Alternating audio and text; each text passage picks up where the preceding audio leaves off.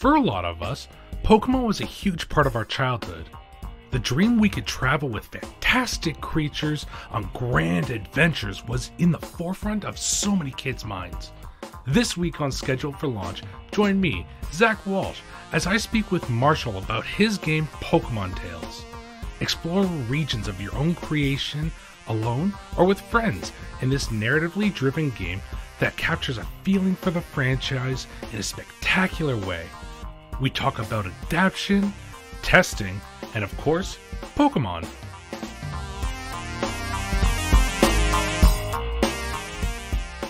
Welcome to Schedule for Launch, a podcast to discover the projects that you may have missed. This week, I am incredibly excited to be joined by another wonderful creator. Marshall, thank you so much for joining me this week on the show. Yeah, absolutely. Thank you for having me. We're going to be talking about one of my favorite, I guess, franchises in general today, and something that's unofficially made and done by that, and I love it. We're going to be talking about Pokemon Tales and Pokemon, and I'm really pumped to talk about this game. Yeah, no, I'm so glad you brought me on. I'm so excited to talk about it because, yeah, I love Pokemon, and obviously I love this game. It's exciting, too, because there's a small string that happens on the show is when a creator who was on the show before introduces me to somebody new, and we were introduced by Moss Powers, who was recently on the show, and another phenomenal creator themselves. If you haven't listened to Moss's episodes, go listen to those. They're very good. But when he told me that you were making something for Pokemon, I got really into it. Posted a lot about Pokemon Tales for a while there, and I'm so pumped that it's released to the reception it has. Yeah, it's been great. I mean, Moss has been a huge advocate since like the beginning. Like I credit him in the end of it because it's like I'm not sure if I would have finished it without like his support, honestly. But yeah, the launch was really surprisingly good, so it's been good all the way. Yeah, and we're going to get into that stuff in just a moment, but Marshall, before we really dive into Pokemon Tales, can you tell the audience a little bit about yourself? Yeah, absolutely. My name is Marshall. I've been designing this game, depending on how you look at it, for about 3 years. I've really been hard designing games in general for probably about a year and a half. Most everything I've done has come out in probably the last 4 to 5 months. Yeah. I probably this may come up later, but I go by Iron Echo Games on Twitter and Itch, so that's where if anyone wants to see the other stuff I've done besides this, or obviously find this, that's where you can. And yeah, that's kind of the simplest version of me. I have a lot of thoughts about games and game design. I have a habit of taking games apart, including my own, and that just kind of led me to design. That's such an interesting way to go about it. I think something we also need to state before we go in. Marshall, what's your favorite Pokemon? Oh, see, that's a tough question because I shift between a few. So, like, when I'm feeling edgy, it's like the Night Lycanroc, like full werewolf style. Yep. Okay. When I'm feeling wholesome, it's Skidoo, which I actually play in an actual play Pokemon TTRPG like podcast or on Twitch. And my trainer has a Skidoo there. So I think those two are probably top tier. And then like Gen 1, I've always had a love for the whole Poliwhirl, Poliwag, and Poliwrath family. Oh, the Poly family is great too. For those of you out there wondering what mine is, it is Espeon and Goodra. And when I'm really feeling it, Gyarados, because I've never gotten past seeing Magikarp evolve. So yeah, it's such a powerful moment the first time that happens. It's just like completely. I think that was the first like really hard shift 1-to-1 that like you're like, what is happening? This is so radically different from what came before. Yeah, and when I think about it too, like maybe it's a little bit of a difference. Like that's an age thing coming around, but I played Red and Blue. Well, I started with Gold and Silver, but still, like, I was young and hadn't watched the show when I first played, so the surprises that happened. Yeah. No, I started on original Red and Blue, watching the show, playing the original Red and Blue, and I ran outside. I remember running, to this day, I remember running outside the front yard and being like, Mom, Dad, I caught a Pidgey! And then being like, what are you saying to me? I don't understand what any of the words you just said mean. But it was powerful that first time. So we are talking about a Pokemon tabletop role-playing game, and that is Pokemon Tales. Marshall, can you tell us what Pokemon Tales is? Yes. So, Pokemon Tales is, I use the term collaborative storytelling, tabletop role-playing game, because it is a Pokemon game, but it is a Pokemon game that is very focused on narrative first. It uses a rule set that originated in like kind of the no dice, no masters or belonging outside belonging space, which people may have heard of, like Wanderhome is a big one, in that space. And so it started from there. It's kind of gone on its own path since then, but because of that, it's a little more narrative focused, free form, and that's really kind of the space it sits in versus very crunchy or like overly methodical. Mm-hmm. And that's a large part about this game. You and I had been talking before, and I haven't played it yet. I'm very excited to, but after learning about your other interview on another show, I'm super glad I didn't, because this is going to be a bit of a different take. So there is a lot of collaboration that comes in with this game. And that's like, a lot of that's design choice. How did you get from what I'm guessing was probably like a Pokemon battle simulation at first, that kind of turned into this narrative flow? So, the kind of story of this game that kind of takes down that path, is, so like 3 years ago, I listened to a podcast called Roaring Trainers. It's a phenomenal Pokemon podcast. I recommend it to everyone. But it was the first time that like I heard Pokemon really the way I always envisioned it could be. Like it just, like the flow, the feeling, the potential. And I started digging around for all the games. And I have at this point read every single Pokemon RPG system that's out there. And I really wanted to run the system in one of them. I built my own region. Like I started prepping for this. But like as a GM, I hate prep. Like I'm not good at it. I burn out on it. Like I don't enjoy it. It's not how I like to run games. I like to kind of create things with my players at the table. And all of those games are super heavy prep. Like you're either slowing the game to a stop in the middle or you've prepped a massive amount. Like pretty much everyone that's out there. And so after trying these, I kept running into roadblocks for like none of these was going to work for at least my GM style. And then about a year ago, I found Pokemon Dungeon Crawler by Sir John Battle, which is like this very OSR dungeon crawly Pokemon game. Like it's written, I think it uses like an Into the Odd base rule set. Like it's very OSR, and you're just crawling through dungeons, but it's Pokemon. And I played it a lot. Like I think I've probably played it more, I would argue, than almost anyone out there, because I don't know how much it blew up. Like I played that game a lot. And what I found I loved about it was that it didn't try to replicate the games and all its mechanics, but it still felt like Pokemon. And that kind of opened this like spot in my brain. I was like, oh, you don't have to replicate this. You just have to get the spirit right. And so I started like, first I built trainer rules for that. So for a long time, Pokemon Tales, which was like Pokemon Journeys or Pokemon Quest, I have a couple of different names for it along the way, was this kind of like OSR system. My first playtest was a hex crawl. I still have that like hex. I plan to release it for Pokemon Tales at some point, but it was a hex crawl across a hex map. You use these OSR style kind of combat rules for the Pokemon, and then the trainers used a hack of lasers and feelings. So you had compassion and conflict were the two things instead of lasers and feelings. Okay. And because I wanted the trainer rules to feel very light and easy, and all the crunch to be on the Pokemon side. Yeah. I ran it and my players loved it, and it flowed pretty well, but I was just like, this still isn't it. And that's when I kind of went back to the drawing board. I'm like, what did I want? What did I want to keep? And I really loved Wanderhome. At that point, I loved Wanderhome conceptually because this was during the Kickstarter, and all you could get was like the quick start for it.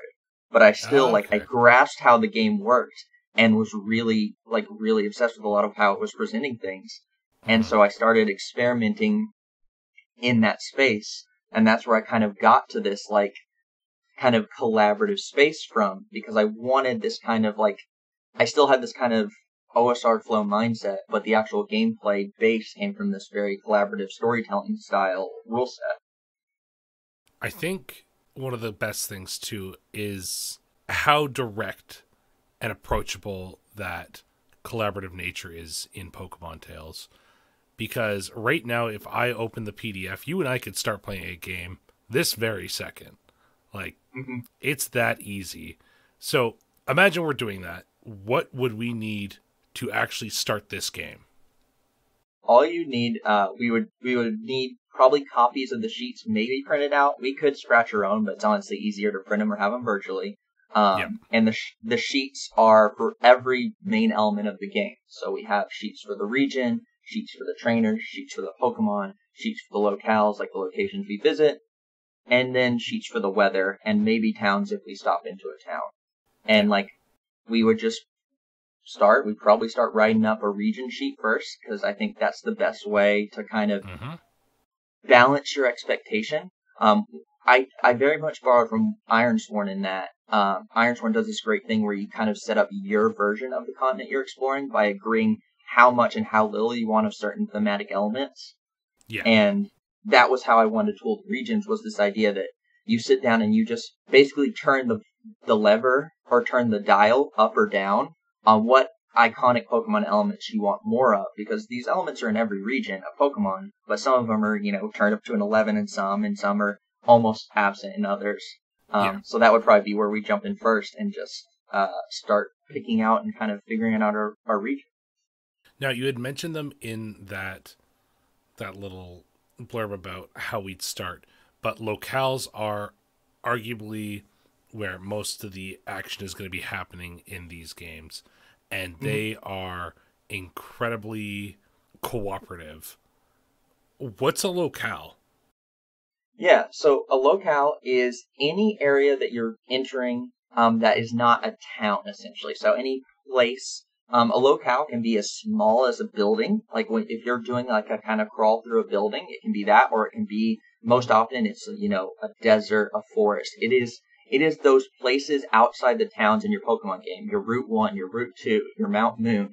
It's all those spaces you visit, and you build those together at the table before you explore them. So you're kind of deciding what they should be together and building them piece by piece until you have enough together to jump in and start actually moving through And there are various types.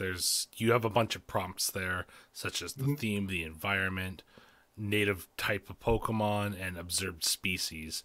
And I think that's where people are really going to start picking things in, is being able to put down Pokemon that they want to have in these areas. Yeah, I really wanted to try and make it to where it was like you could make any. I literally went through the games and I was like, can I build this? Can I build this? Can I build this with the tools I have? Like every place, Route 1 through Elite Four of like each gen. Um, And so you start, with the environment. You set up where you're going through what the type of thing is. And then, we have themes. So you can pile on, as many or as little themes to kind of shape it to fit the type of style you want for that place. And then, Mm-hmm. picking your native types. So you have those kind of easy reference points of like, okay, that kind of tells the story of the place too, right? Because a forest that has fairies and ghosts is different from a forest that's full of bugs. And Yeah. so just by picking those types, you set the tone of the place a little bit as well. And then as a group, just picking a few of those observed species that you're going to see there is great because it gives you a quick reference. You're not going, every time you need to pull a Pokemon. You have, Mm-hmm. 5 or 6 to pull from easily. And then you can add more if you like. You have the native types to reference. But you kind of, again, set the expectation in advance of what you expect to see there. Something that's also really interesting about locales to me is the progress mechanic that's attached to it. Could you explain how the progress mechanic works and what it does for the game? Yeah, absolutely. So in some belonging outside belonging games, this is where my mindset came with this. In some of them, you have this issue where you kind of create a space and you're playing in it, and you don't quite know when it's done or how long it should last, and you hit these kind of lulls where you're like, okay, what do we do next? Mm-hmm. And my favorite ones that have done it really well have what I call like a lever you can pull to like kick the story forward again. I'm a really big fan of Sleepaway, which is like about camp counselors. It's a really good game, but it has an invoke the evil thing method where you pull the lever and then the story's moving again. So I wanted that kind of pacing in this. And so with the progress, how it works is that you have frames, and frames are kind of broad scene setups that allow you to frame different scenes that you're then going to role play. And so every time you use a frame, you set up the scene, depending on the framing of the scene, on whether it's good or potentially bad for your players, gives you tokens that you can spend. And then every frame you use accrues 1 progress. So every time you set a new scene, you roleplay through the scene, you get a progress for doing that scene, and then you move to the next. And so it keeps the story moving, and allows the game to keep flowing. You always know what you have to do next. If we're done with the scene, we're grabbing a new frame. If we're still in the scene, then we're finishing out this scene. Maybe we're even throwing another frame in to complicate the scene. But we don't ever get to this point where we're like, well, what do we do, or what do we want? You have something to pull from always. Frames are an interesting little narrative device that I think other games, they utilize them similarly, but it's kind of a way that any player can kind of get the action going again. Mm-hmm. And that's, as you mentioned, like the whole thing being collaborative. Like the nice thing about frames is that anyone can just go, I want this to happen, find the frame that fits it, and like set up the next scene. So you're always kind of having someone who can like help add a new point and shape how they want the narrative to maybe kind of flow going forward. And you're kind of crowdsourcing those ideas in the moment, which again stops it from slowing down. Mm-hmm.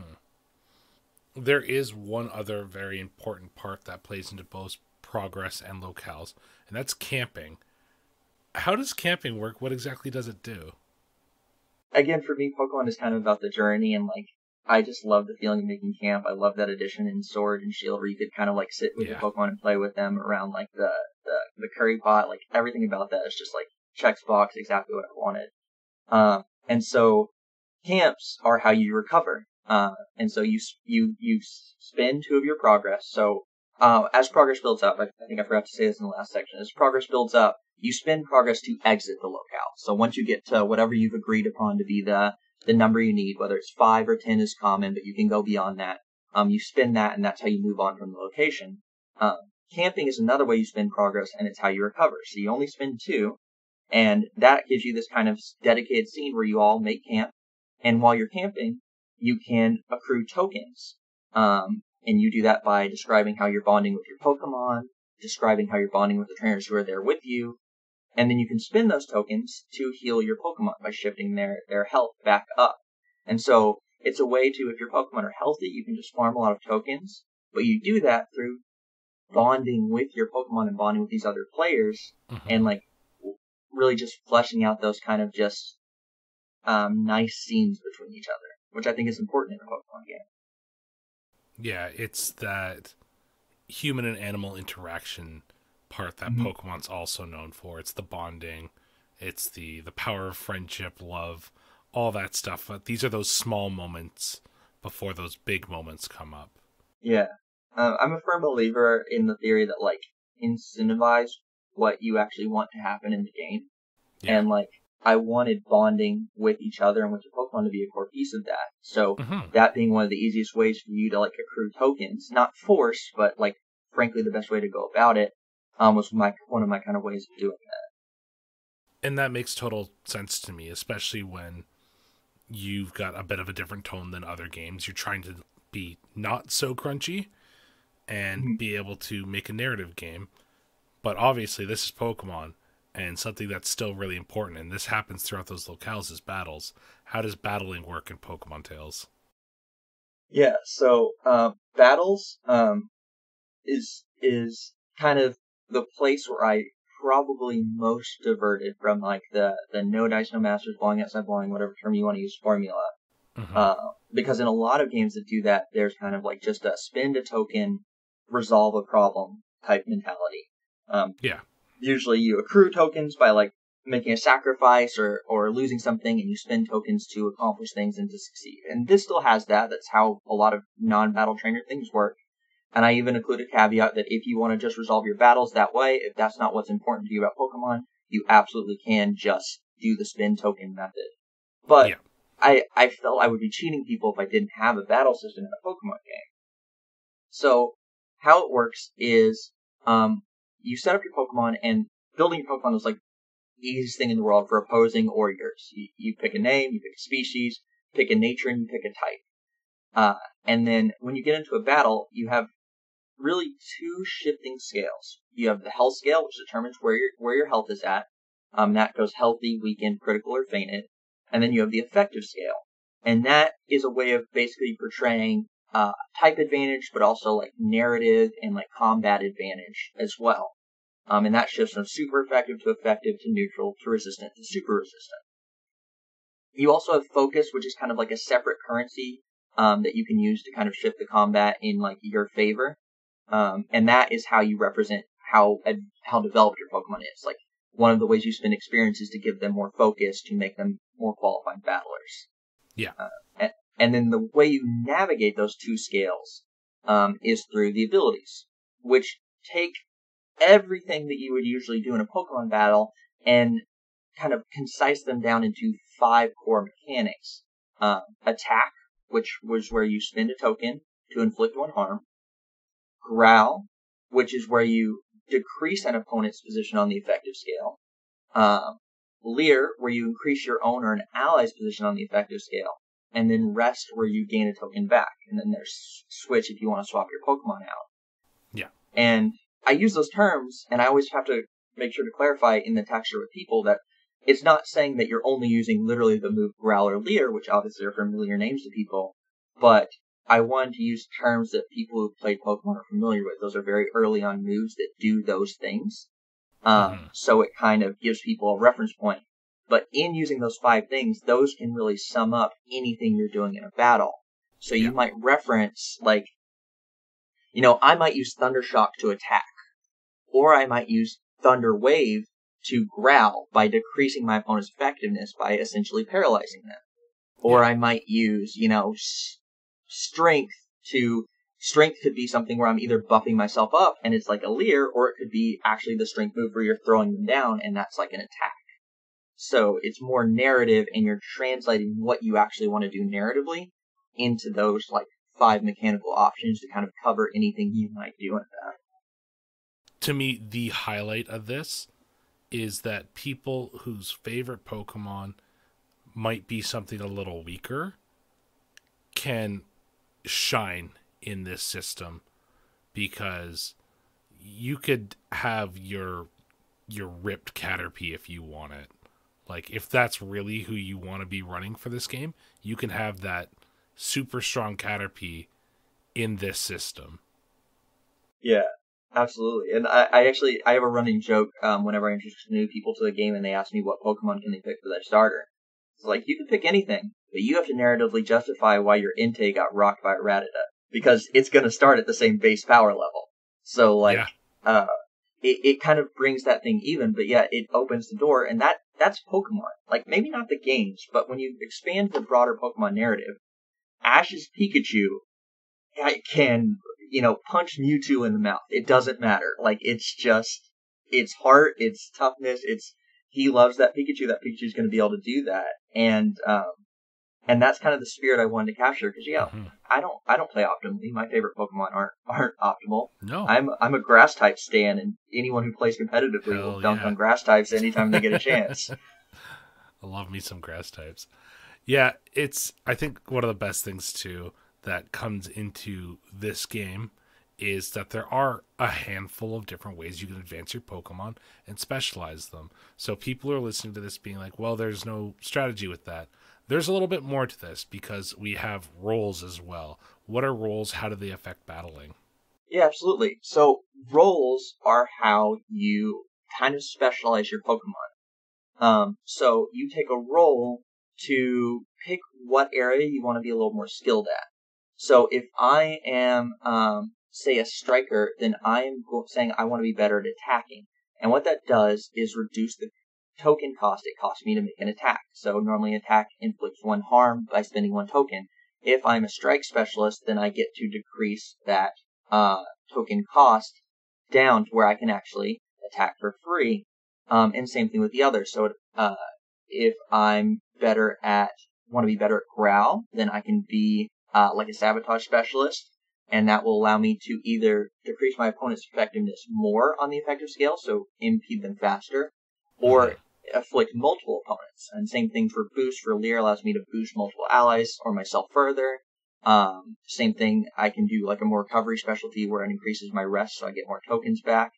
And you can specialize each of your Pokemon with these roles. So you might have a Pokemon who's just thrown out there to try and take your your opponent's effectiveness down, or to try and recover your tokens, or whatever it might be. And another piece I didn't go mention in the effective scale is, like, as you shift on that scale, the big thing that's doing is either upgrading your harm, or it is increasing your token cost. So if you're resistant or super resistant against someone, you're having to spend 2 or 3 tokens normally to be able to inflict 1 harm. That can burn through your tokens very quickly. And so the ability to boost yourself back up, drop someone into that state, or reduce the cost of those tokens by being a striker puts a lot of strategy into how you navigate the flow of combat, and allows a system that doesn't have any randomness in it to still not be determined, because there really is a strategic element of how you go about shifting your opponents, how you work together with your allies, and how you navigate the effectiveness, the health, and these independent move options, and the roles you can assign to make yourself better at those things.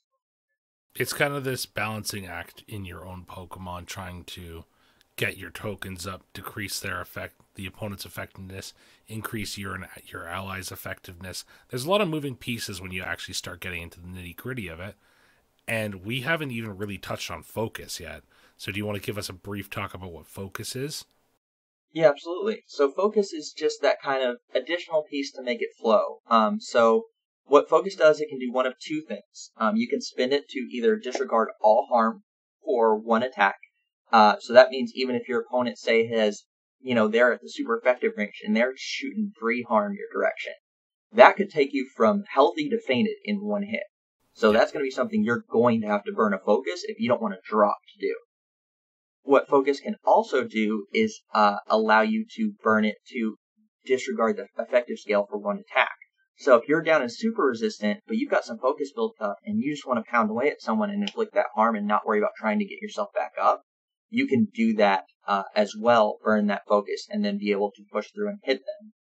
And then technically the third thing it does is when you're battling opposing Pokemon, and you're battling multiple people versus 1 Pokemon, I also add in a caveat where the more focus a Pokemon has, the more actions it gets in a round if you're fighting multiple people versus 1.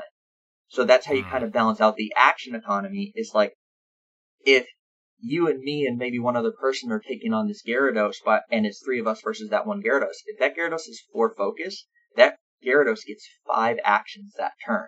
So it can buff up itself with a growl, it can leer, it can attack. Now it still has to spend tokens for those actions. So there's still some restriction there where we're not just getting piled on like you might, like in a D&D, you wouldn't want to give the opponent that many actions right on the same initiative, because they would just pile into you.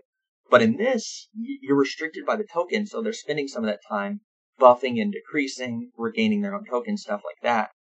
And it gives you this effect in those type of boss battle situations where, as you attack them and they're forced to burn focus to stop you, they're getting less attacks round by round. So as you beat these opposing Pokemon down, they actually get less moves. So you feel the momentum of the battle shift in your favor. They start to slow down. Mm-hmm. So I feel like we should also hit on this too before we actually move on. 2 of the most important parts of any Pokemon game in general comes down to 2 really important Pokemon brands, and that's evolution and capturing the Pokemon that you find. How do these 2 mechanics kind of work in Pokemon Tales? Yeah, absolutely. So capturing is really relatively simple. So if you are, first of all, if you're just befriending a Pokemon, work it out in the narrative. Like, Yeah. you'll probably end up spending a token to do it through how that bond happens. But if it's like a battle style traditional capture, all you have to do is you have to get that Pokemon down to where they are weakened or critical. So you have to drop their health scale, and you also have to burn through all of their focus that they can use to shrug off damage. Because if they still have focus, they can burn that to basically shrug off that Pokeball. Yeah. And then once you've got them into that point, then you just spend a token and you're able to throw that Pokeball and capture them. Once you've got them, then they transition over your team. You build your own sheet for them and go from there. For evolution, that is something I purely leave up to narrative timing. But I added a guidance point of, hey, I recommend that it's about when you've upgraded their focus to at least 2 or higher, their kind of max focus, because it starts at 1. 2 or higher is probably good for a second stage, and 3 or higher is good for a final stage. But I let people kind of dictate that flow in the narrative, because, like, that's really almost more of a story of the Pokemon's growth thing. So I didn't want to overly cap that, because there's something about that kind of evolution in a key moment of, like, a certain battle, or, like, a specific time where it just makes sense. Yeah. And that evolution isn't shifting the Pokemon's stats. So it's not as, like, critical on when that timing happens. It's more that the stats tell you when it's powerful enough that evolution should make sense in terms of the focus than it is that now, because you've evolved, you're so much stronger. One last piece I realized as you mentioned that I didn't quite touch on in the effective scale, typing. It's a big part of Pokemon. Super important. How all that works. So this was one of the big changes I had to make, because this is one of the things where I feel like a lot of Pokemon games slow down when you don't have a computer doing all the math in the background for you. Is typing gets tricky, particularly when every move is typed, and then how does that correlate, blah, blah, blah, blah, blah, with, like, the types they have. So, how typing works in this is, it is determined purely by the type your Pokemon is. So your moves do not have a type flavoring to them. It is the types your Pokemon, starts with, their default types. And how that works is when you start a battle, you compare your Pokemon's type against every opponent. So say I have a Pikachu. Pikachu's electric type. I'm going to go around the battlefield and compare against, say, the Squirtle that's there that's water. Great. I'm going to bump up 1 effectiveness point. So I'm going to shift from neutral to effective for my starting place in the effective scale, because I'm effective against one of my opponents. But say then there's also Bulbasaur that's in there. It's resistant to electric. Then I drop back down to neutral. Say there was a Diglett that's ground, I would drop 2 points because it would normally be immune. So that drops me 2 points down into the super resistant category. And so your framework of how effective you are in the battle is dictated by the kind of layout of the battlefield, because trainers are smart, and you can't, unless you're doing a split one-on-one battle, if you're in a kind of collective group battle, the person who's resistant to your Pokemon is going to send their Pokemon to battle you. So it's kind of more dictated by the state of the battlefield, and then once you're in that combat, you can shift that through growls and leers as you're kind of changing the state of the battlefield to allow you to overcome those resistances, which is, in my opinion, very true to the anime. Like, as a kid, it drove me nuts, but there's a key point where Ash beats Brock because Pikachu uses the water from the fire extinguisher to essentially shift its effectiveness scale up to be able to electrocute Onix. And, like, in the game, that wouldn't make any sense, but in the show, that's a great moment. And that's kind of the feeling I wanted to enable in this. Yeah, we actually talked a little bit before this started, and that was one of the things that came up, was I mentioned that it feels very anime inspired, and that wasn't the case originally, but it's where it got to, and I think that's the best way to look at Pokemon Tales when you're telling the stories, is that it's not the games with all the mechanics, whether you think they're easy mechanics or not. It's not that, it's the story of the world and the people in it. Yeah, absolutely. Yeah, like, I've always felt that Pokemon was a series that, in terms of storytelling and, like, world building, came short of its potential. It's such a strong premise. And I feel like in a lot of media, it doesn't always stretch it doesn't always do that. So yeah, this was very much about being able to tell the type of Pokemon stories anyone wanted to tell and really have those kind of like grand moments. And deprioritizing simulation or emulation of mechanics, even though you can still get the feeling of those, to more prioritize being able to easily and naturally tell those like great story moments you wanted. Yeah. It's so important to think about it that way too, especially for a game like this. Yeah, and I think there's a lot of opportunity in that. Like, a lot of people have nostalgia for Pokemon as a concept and an entity that have not kept up with the games, or if they have, they do not care about half the mechanics that actually occur competitively. I mean, Legends Arceus did incredible, and it focused on vibes more than exactly replicating mechanics. Yeah. Like, there is a market and like a desire for people to go, yeah, no, Explore. I don't care about EVs and IVs. I just want to like take Pikachu and have him be cute and go like battle something.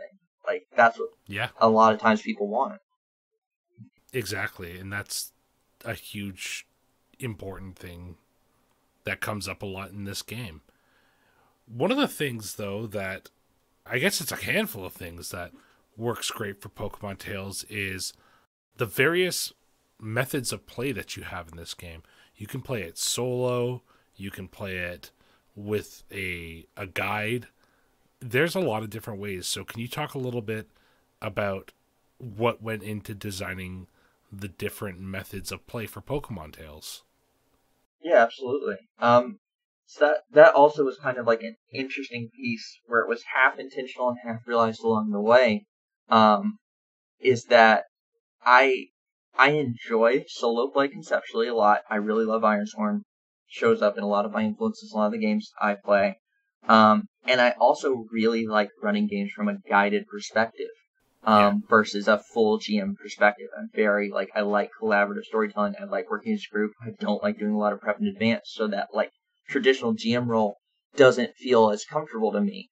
And so what I found as I was making the game is that through the mechanics, there was nothing that restricted it from doing these things. So like for solo play, because everything is through these kind of progress framework storytelling modes that like drive it forward, and because you're building it as you go, there's no reason someone has to write it for you or do these things in the background. Even running the opposing Pokemon, you can kind of do that a lot of like what you feel they would do, and they're very easy to make on the fly. And then for the guided, like really, I looked at it as three kind of varieties. You could have group play where there's no guide at all. Group play where there is someone kind of taking that guiding role. And then what I called fully guided play, which most people would recognize as traditional GM led. And most times I run it, I vary between the two. If people are new, I do group play with a guide, because that allows me to step back and kind of help people. It's when you're not doing fully guided, it's not so much that you're steering the game. What you're doing is giving people the option to not worry about the mechanics. That's what you're there for. So what you're doing is saying, what do you do? What do you think happens? What do you think would be cool? And then they say what it is, and you go, oh, great, that's this frame. Or, oh, that's this ability.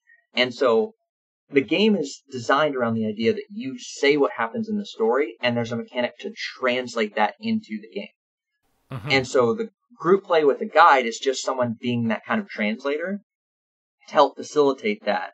And so that's great to have, and it's especially good when people are new. Once everyone kind of has a hang of the game, you don't necessarily need that. It's still welcome if someone wants to do that.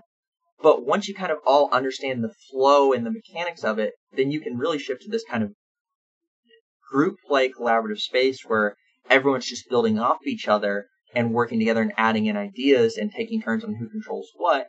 And then you don't need that guided space.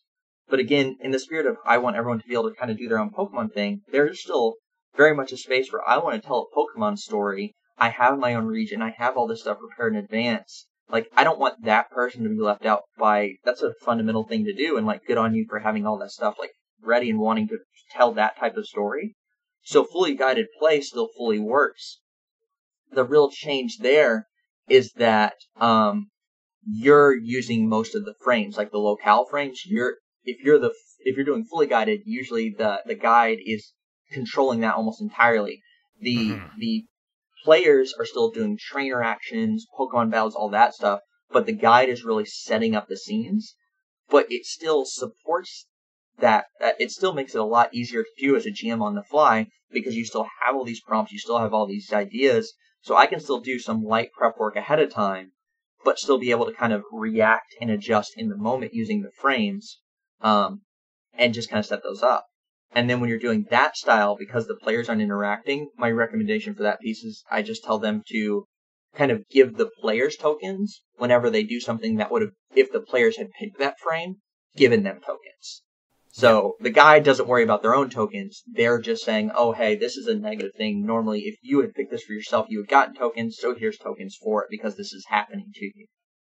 That makes total sense to me. And I think it's also great that you've designed a way to support that. A huge thing is a lot of people who come to these games have played something that is a bigger release and they may not have been happy with it, but that's what they know. Mm-hmm. A 5e player, for instance, transferring to Pokemon Tales, who was a game master in 5e, might have a bit of a hard time adjusting to something where there's not really anybody leading the story. It kind of feels like you can accidentally be stepping on somebody's toes when you haven't flexed that skill. Yeah.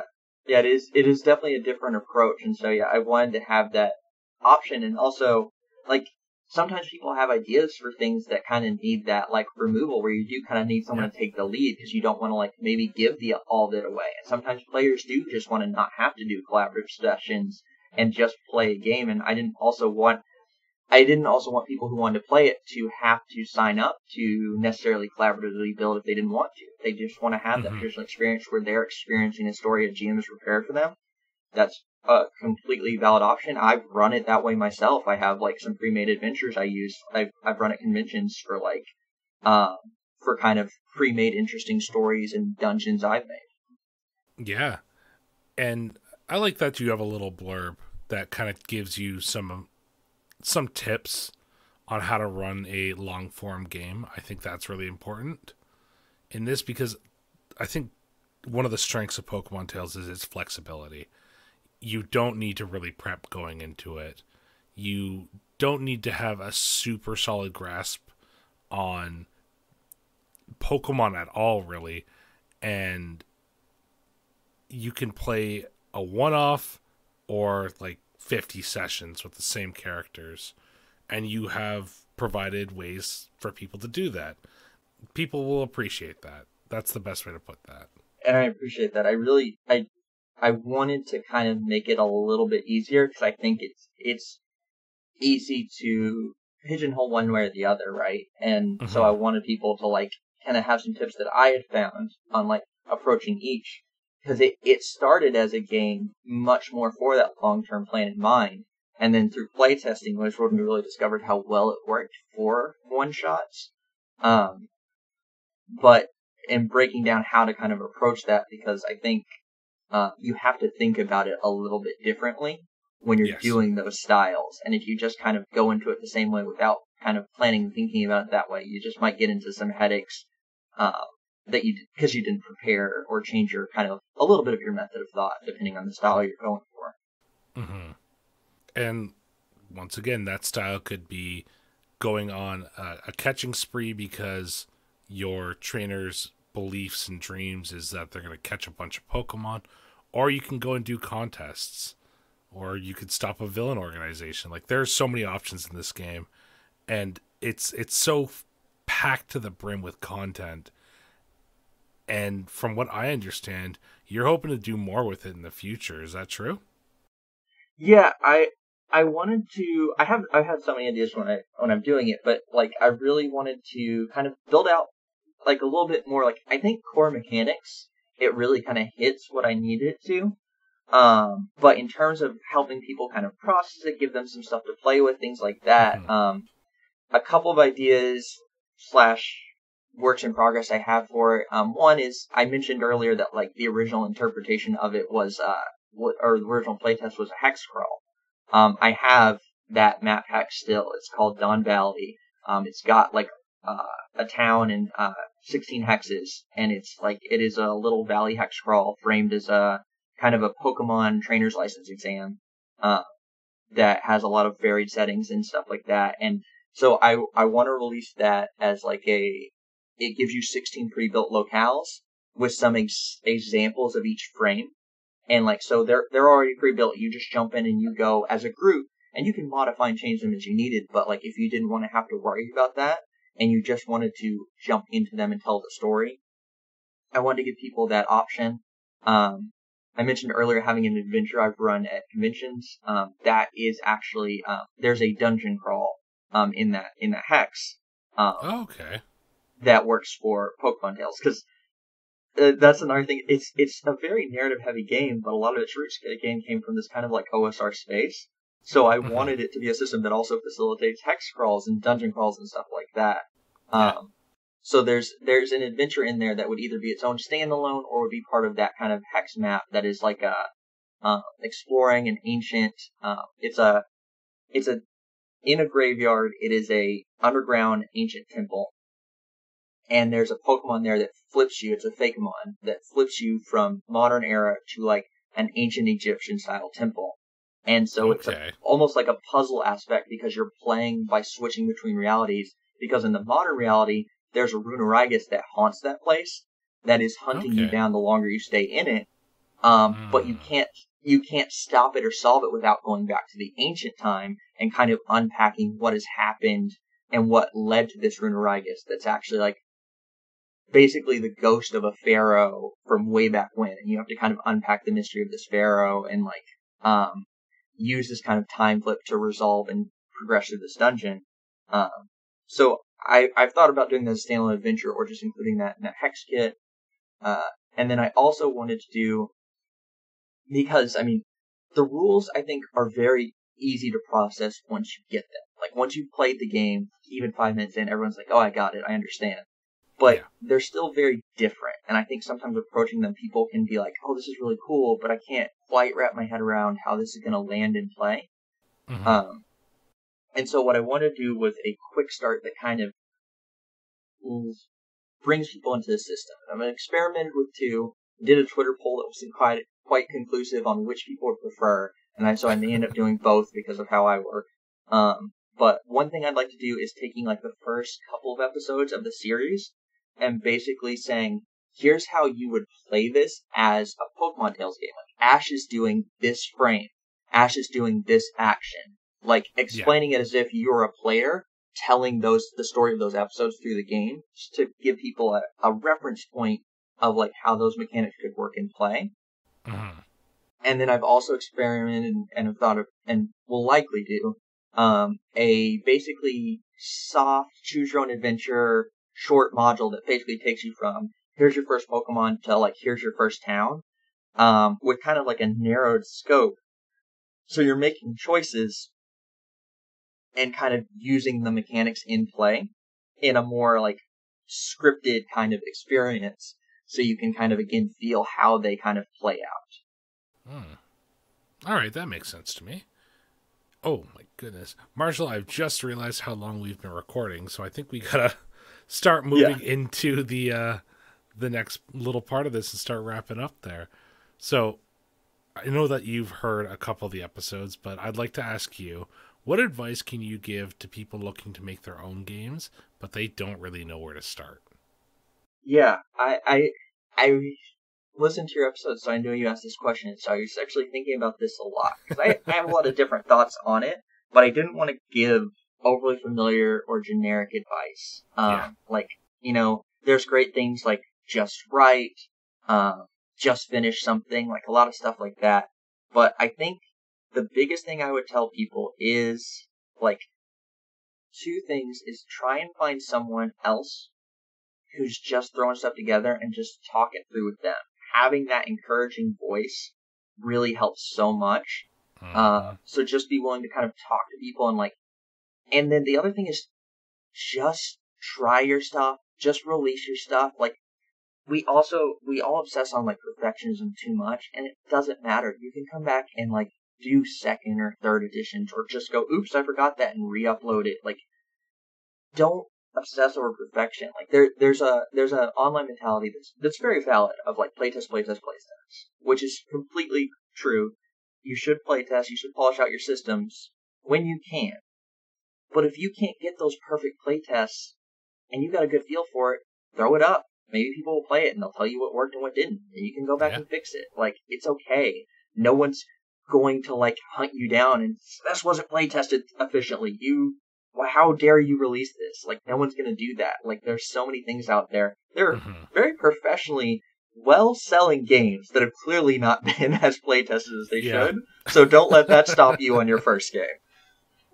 That's really solid advice. I really appreciate that. Marshall, it's been great having you. Where can people find more about you and the rest of your work? I know that you've released some other stuff recently, and I'm very excited about that stuff too. Yeah, absolutely.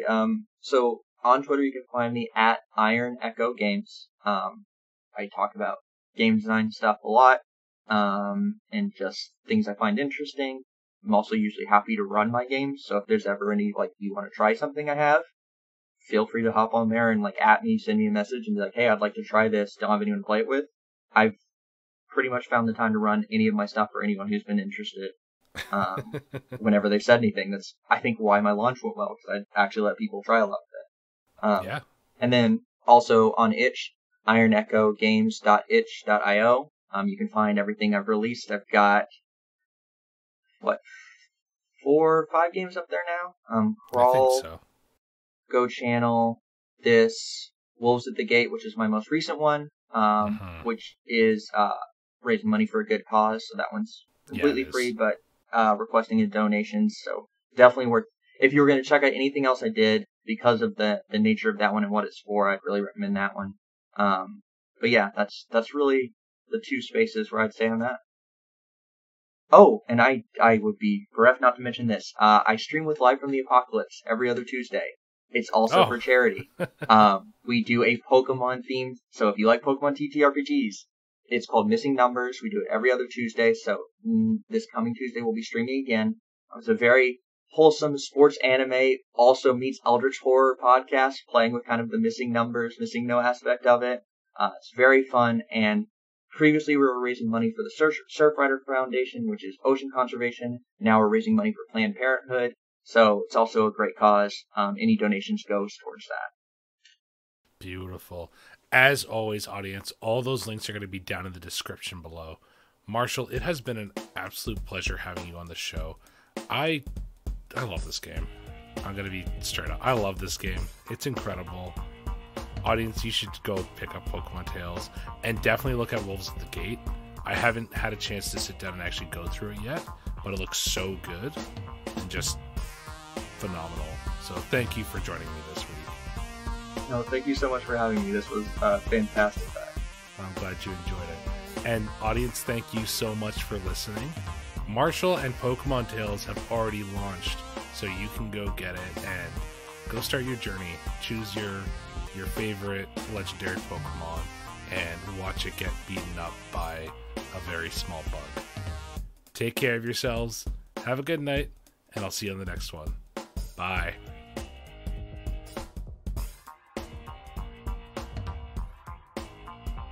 Thank you so much to Marshall for joining me on the show this week.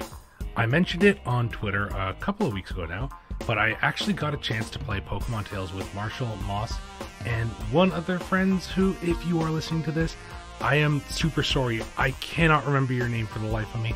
Let me know, please. But anyways, back on subject. It was one of the best tabletop experiences I have ever had. Please go check out Marshall's Itch and help support the stuff that they're working on. If you're a fan of Pokemon, you're going to love this one so much. And as always, audience, thank you so much for listening. I forgot to mention last week, but we hit 500 followers on Twitter, and we're just shy of hitting 1,500 listens, which is honestly totally ludicrous considering how we advertise the show here. So if you like what you heard and you want to hear more, please tell a friend. Word of mouth is the only way that we've grown here, and I'd love to keep it that way. I like to do a little bit more of a plug here while I have your ear. If you like actual play content, then there are two places that you can find me. Tale of the Void is a Veil of the Void stream and podcast on Twitch, which goes live Tuesdays at 8:30 p.m.-ish Eastern Standard Time. That one is also available on basically all the podcast streaming apps, and it goes live bi-weekly. It's quite a few episodes behind, so if you want to catch up with us, you can follow us on the official Veil of the Void Twitch stream, which is amazing, and you'll love it. You can also find me on Fool's Moon Entertainment's Twitch. That's at 9 a.m. Eastern Standard Time, Saturdays. We play Shadowrun. It's a lot of fun. I play a bad dad who's not that bad of being a dad, actually. I threw that out the window really quickly. Both are a lot of fun, though, and there are some amazing people working behind them. It's so great to get out there and interact with you all on these live streams. So I'd love to see more of you around. Next weekend, though, we have our very first episode totally dedicated to a new comic. Miss Raina joins me to talk about the amazing Black Rhapsody, which is this music meets magical girl meets eldritch horror comic. It's awesome, and you should 100% go check it out for yourself before the episode. Until then, though, take care of yourselves. Have a good week. I'll see you on the next one.